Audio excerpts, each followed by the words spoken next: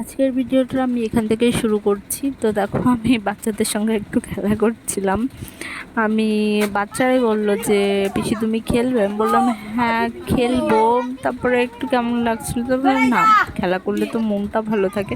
আর আমি যেহেতু একটু গ্রামের মেয়ে, সেহেতু একটু খেলা, তারপরে একটু গাছে চড়া, এইসব জিনিসগুলো না ছোটোবেলায় খুব করেছি। সেখান থেকে না আমার মানে খুব ভালো লাগে। যাই হোক, খেলা করলে মনটাও ভালো থাকে বলো।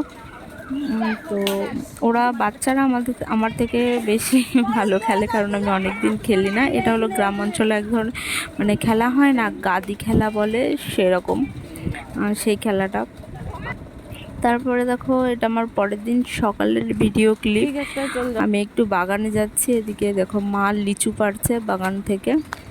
সকালবেলাটা লিচু পাড়ছে বাগান থেকে, লিচুটা পেড়ে তারপরে সেটাকে ভালো করে বাছতে হয়। বাছার পরে তারপরে সেটাকে আটি বেঁধে তারপরে ঝুড়িতে সাজিয়ে সেটাকে বাজারে পাঠাতে হয়।